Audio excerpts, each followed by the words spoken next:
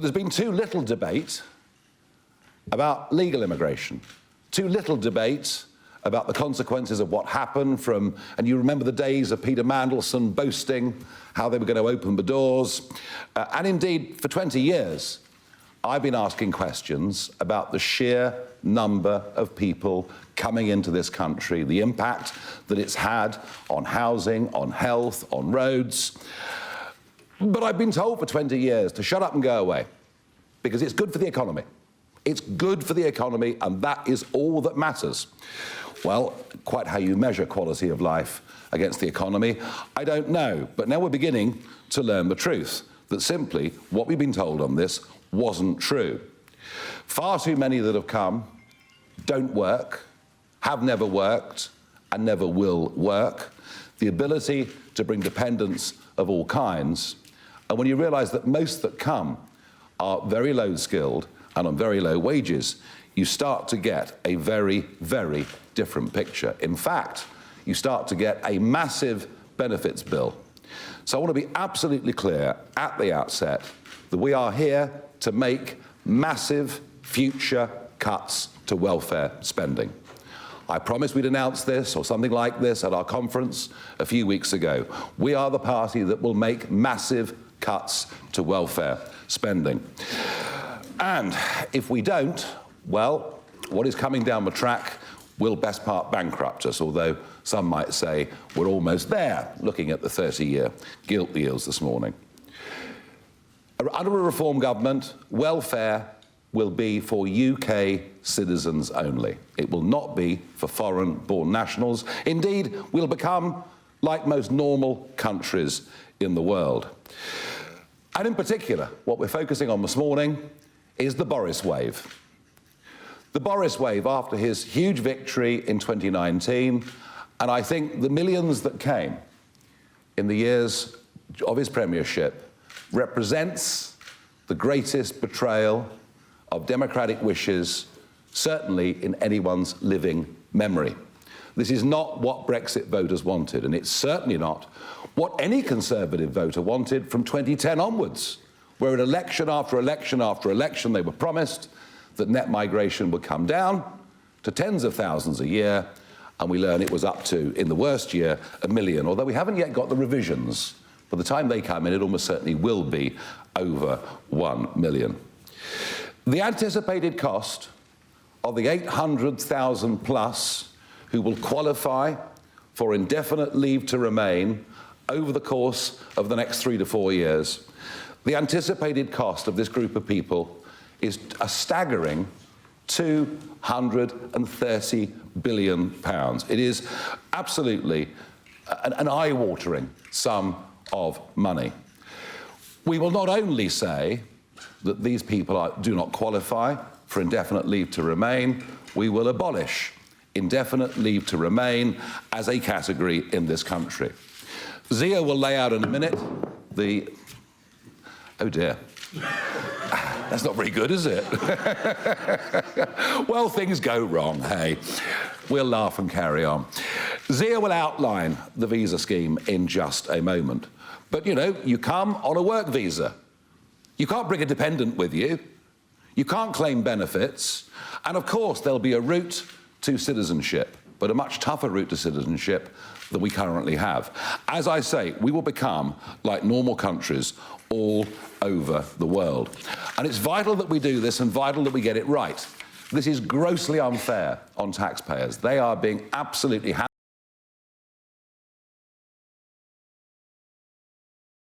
And in terms of the national debt, which I touched on earlier, well, we've got major, major problems looming there already.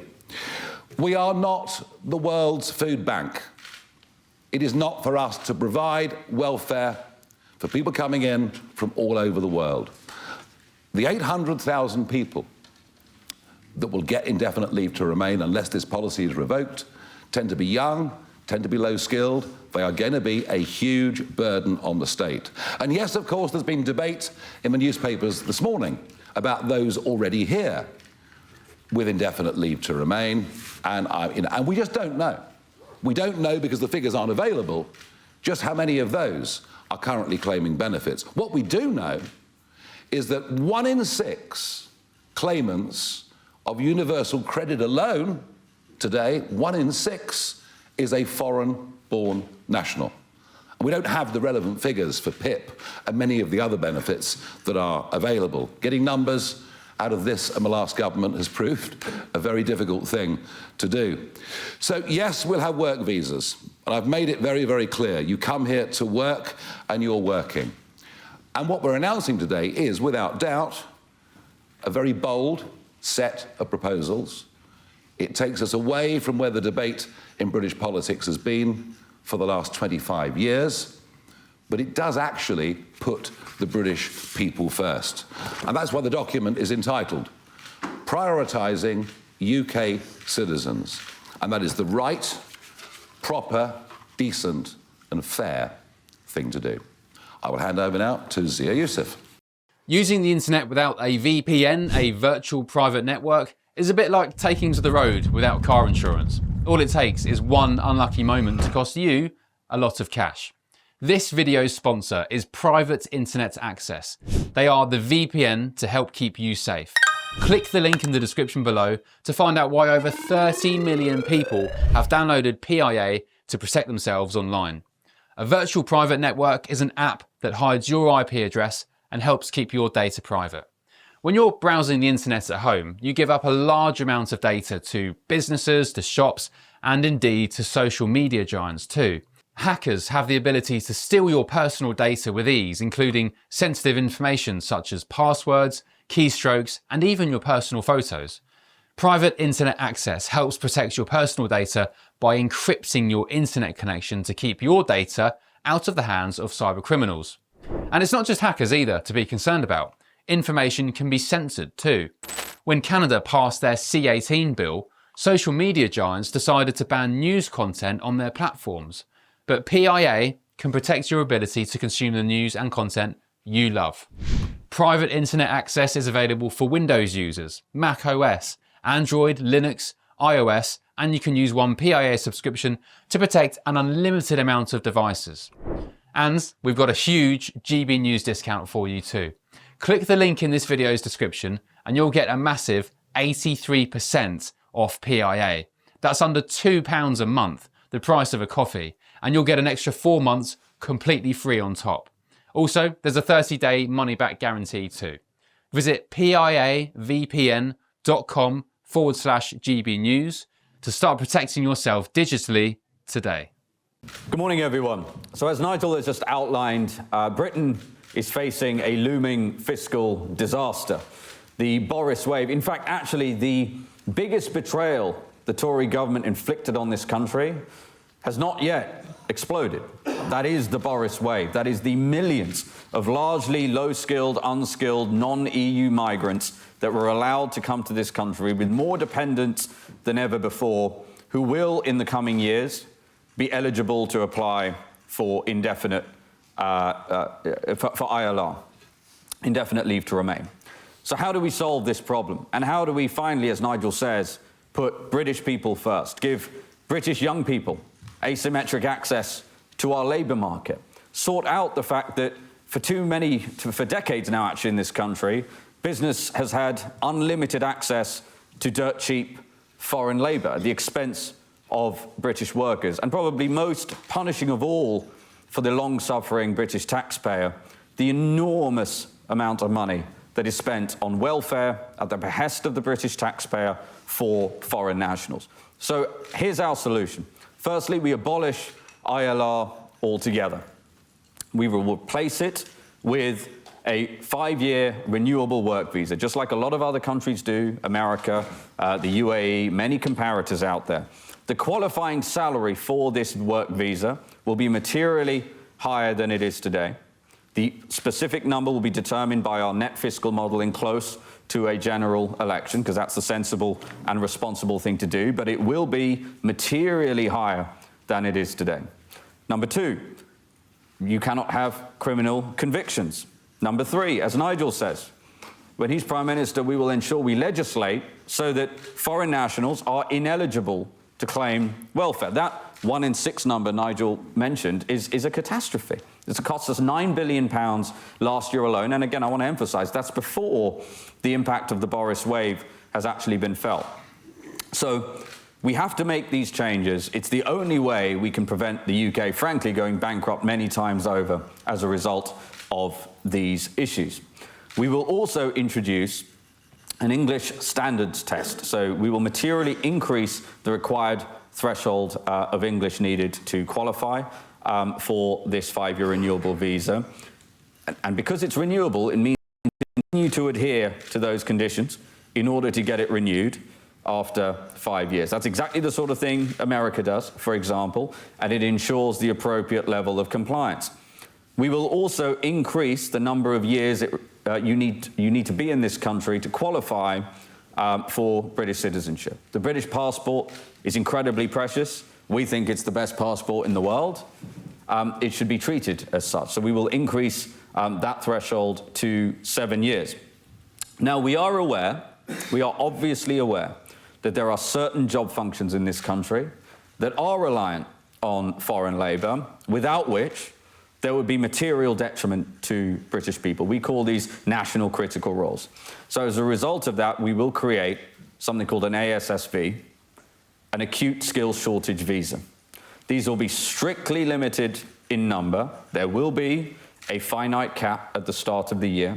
And really importantly, any employer that is sponsoring via this visa and benefits from it will have to pay a levy that in turn is spent on training the equivalent British worker for that role. This has insanely never really happened before, which is why it just goes on and on and on, and the acute turns into the chronic.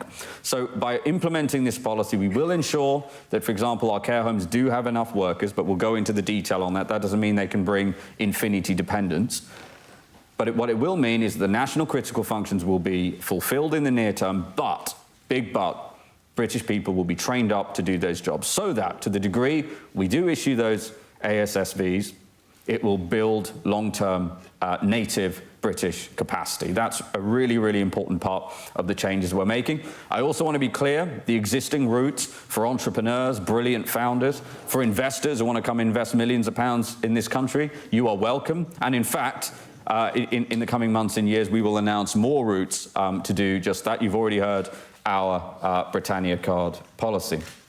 Now, one of the interesting things about all of these policies we have announced here is that they can be summed up by the statement that a reform government under Nigel expects migrants to more than pay their way, not commit crime, and ultimately to speak English and contribute to this country. The fact that this is in any way controversial says more about the state of decay and malaise and betrayal that the political class has inflicted on this country. So I want to say one other thing, because Nigel mentioned it, but I just cannot emphasize this enough. You're probably going to have questions about, is it 234 billion? Is it 200 billion? Is it 400 billion? I want to make this point. The government chooses to hide data about the visa status and nationality of people using the NHS. So we don't know what that cost item is. It chooses to hide the same for state pension recipients. It chooses to hide the same for PIP disability recipients. And it chooses to hide the same for social care. These are enormous cost items. Ask yourselves why they hide those numbers. The true scale of this fiscal disaster that is looming on this country, if we do not get a reform government and if Nigel's not the Prime Minister, in reality is much, much higher than that £234 billion a year. And that's before we talk about the robbing of British people of their culture, the robbing of our young people of opportunity. You know, Boris Johnson was in the last week wrote an op-ed lambasting our younger generation for being wet, for being wimps. Now, look, there are many challenges that ail our young generation, and of course they're not perfect. But no older generation in this country had to compete with so much cheap, unskilled foreign labour coming into this country. So I personally thought Boris Johnson having the gall to write such a thing was a bit rich. But look, ultimately, what this comes down to is prioritising British people for British jobs, ensuring that our welfare system is for UK citizens and UK citizens only, and ensuring that that Boris wave of enormous numbers, millions, in fact 3.8 million, is what you would consider to be in the Boris wave. The 800,000 of that one might estimate would get ILR. I want to emphasize this point too, actually. This is a really important point to note. That makes assumptions about the take-up of ILR that are based on historic data. That historic data was when EU nationals were the majority of the incoming net legal migration cohorts. This is flipped completely on its head. So even that would suggest that the assumption of 234 billion is way too low, because I put it to you, no matter what your political persuasion, try to be objective about answering this question. Do you think French people and Swedish people and Finns are more or less likely to apply for ILR and ultimately citizenship in this country than people from India, Afghanistan, or Pakistan? I think we all know the answer to that question. So I want to emphasize again, the magnitude of this looming fiscal disaster is huge. Reform will solve the problem. Thank you very much, and we'll take questions.